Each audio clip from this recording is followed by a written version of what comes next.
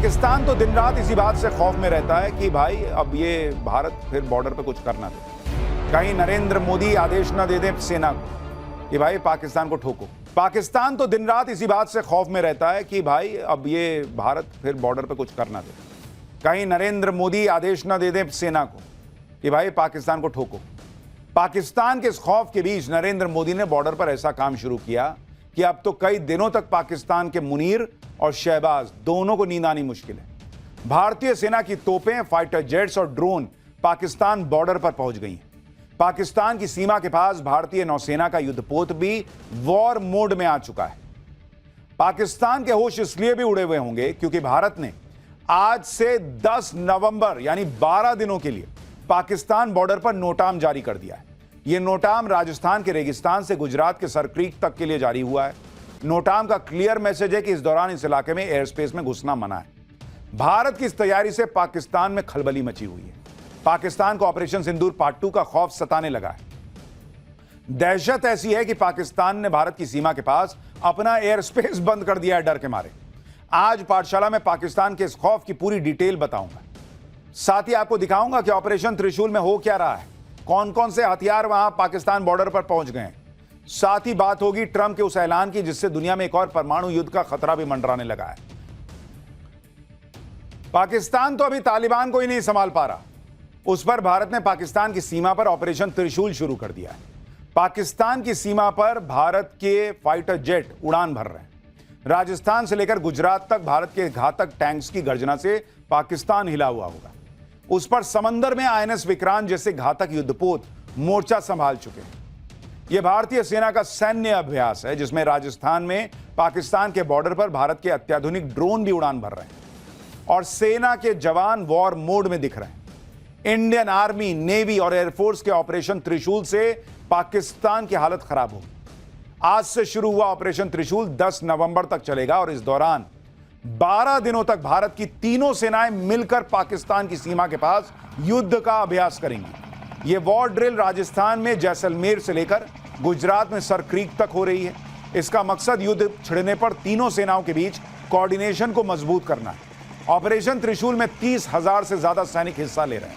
Army के T-90 tank, Arjun tank, helicopter और missile system दुश्मन के ठिकानों को नेस्तनाबूद करने की क्षमता का टेस्ट करेंगे। एयरफोर्स के रफेल और सुखोई 30 जैसे फॉरवर्ड लाइन के फाइटर जेट और अवाक्स यानी airborne early warning and control system भी हिस्सा ले रहे हैं।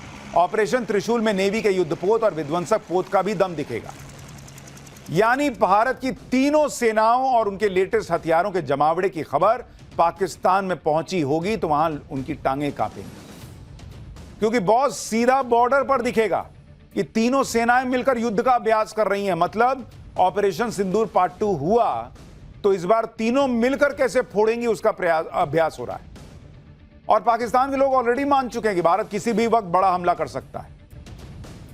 यानी पाकिस्तानियों का बीपी बढ़ा हुआ है ये तस्वीरें देखकर, और पाकिस्तान का बीपी इसलिए भी बढ़ा हुआ है क्योंकि ऑपरेशन त्रिशूल से ठीक पहले पीएम मोदी दिवाली मनाने अरब सागर में तैनात युद्धपोत आईएनएस विक्रांत पर पहुंच गए थे। ऑपरेशन सिंदूर के दौरान आईएनएस विक्रांत का स्ट्राइक ग्रुप पाकिस्तान की नींद उड़ा चुका है।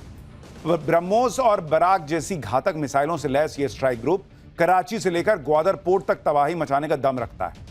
भारतीय सेना के दक्षिणी कमान ने बताया है कि ऑपरेशन त्रिशूल को प्रधानमंत्री मोदी के दिए जय मंत्र पर डिजाइन किया गया है। इसका मतलब है जॉइंटनेस, आत्मनिर्भरता और इनोवेशन, JAI। पीएम मोदी इस जय मंत्र को भारत के भविष्य की रक्षा तैयारियों का आधार बताते हैं और इसी सोच के आधार पर तीनों सेनाओं में तालमेल बढ़ाने के लिए ऑपरेशन त्रिशूल शुरू हुआ है। इसमें जिस तरह स्वदेशी हथियारों का इस्तेमाल हो रहा है वो आत्मनिर्भरता और इनोवेशन की ताकत भी दिखाता है। ऑपरेशन त्रिशूल के दौरान तीनों सेनाएं मिलकर कौन कौन से अभियान में शामिल रहेंगी अब आपको यह बताता हूं। गुजरात के सरक्रीक और राजस्थान में पाकिस्तान बॉर्डर के रेगिस्तानी इलाकों में रियल वॉर जैसी ड्रिल होगी। सौराष्ट्र तट के पास समंदर और जमीन में लड़ने वाली वॉर को लेकर तालमेल मजबूत किया जाएगा। इसके अलावा इंटेलिजेंस, सर्विलांस और इलेक्ट्रॉनिक वॉरफेयर से जुड़े अभियान भी ऑपरेशन त्रिशूल का हिस्सा होंगे। ऑपरेशन त्रिशूल के बीच भारत ने पाकिस्तान को एक झटका और दिया। तुर्की में पाकिस्तान और अफगानिस्तान के बीच शांति वार्ता नाकाम होने के बाद भारत ने अफगानिस्तान का खुलकर समर्थन कर दिया है। भारत ने पाकिस्तान को खरी खोटी सुनाते हुए दो टूक कह दिया है कि पाकिस्तान अफगानिस्तान की संप्रभुता से चिढ़ा हुआ है और बिना किसी डर के सीमा पार आतंकवाद फैला रहा है। भारतीय विदेश मंत्रालय ने कहा है कि भारत अफगानिस्तान की स्वतंत्रता, क्षेत्रीय अखंडता और संप्रभुता का पूरा समर्थन करता है। बॉर्डर पर भारत और तालिबान से पाकिस्तान घबराया है तो देश के अंदर बलोच आर्मी और तहरीके तालिबान पाकिस्तान जैसे संगठन मुनीर और उसकी सेना के लिए काल बने हुए हैं।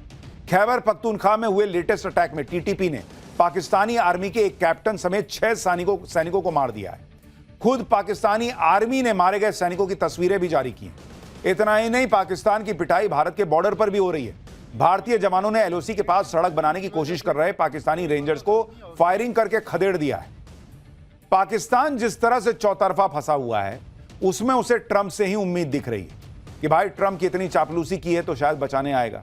लेकिन ट्रंप पाकिस्तान को क्या बचाएंगे, वो खुद ही अलग टेंशन में फंसे हैं। चीन और रूस की ताकत बढ़ती जा रही है। चीन और रूस के एटम बम देखकर ट्रंप परेशान है और इसलिए अब ट्रंप को अमेरिका के एटम बम याद आने लगे।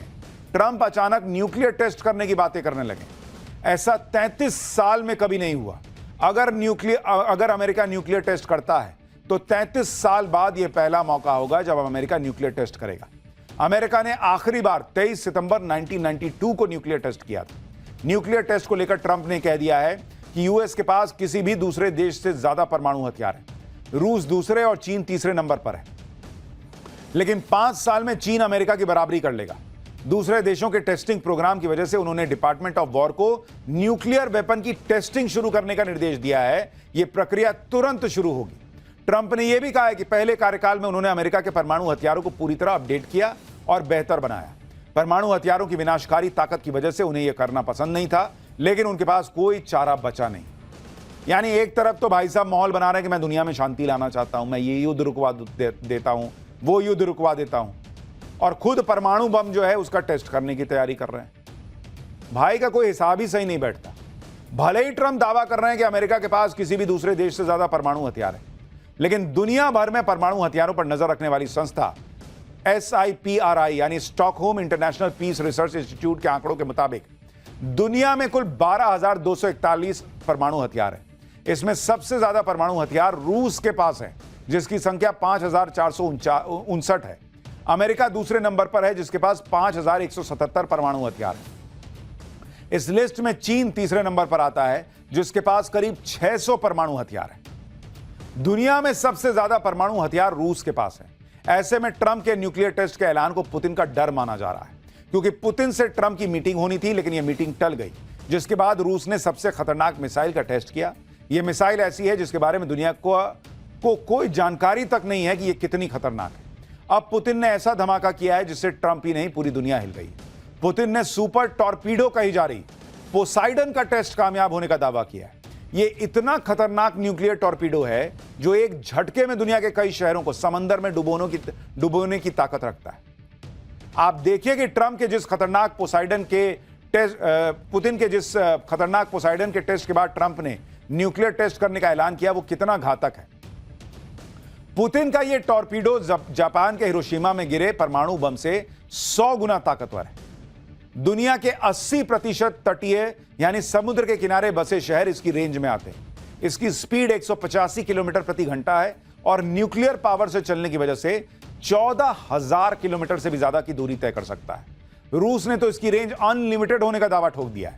जीपीएस और ऑटोनोमस सिस्टम की मदद से यह टॉर्पीडो खुद ही टारगेट को ढूंढ भी लेता है।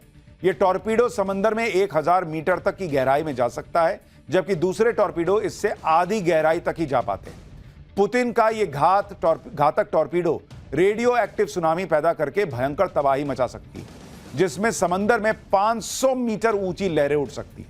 ये लहरें शहरों को डुबो देंगी और रेडियो एक्टिव पानी फैलाएंगी। इससे प्रभावित इलाके सालों तक रहने के लायक नहीं बचेंगे। इसलिए इसे कयामत का टॉर्पीडो भी कहा जा रहा है। भाई रूस साल 2015 से इस टॉर्पीडो को डेवलप करने में लगा हुआ था और अब इसके सफल टेस्ट को बड़ी कामयाबी बता रहा है।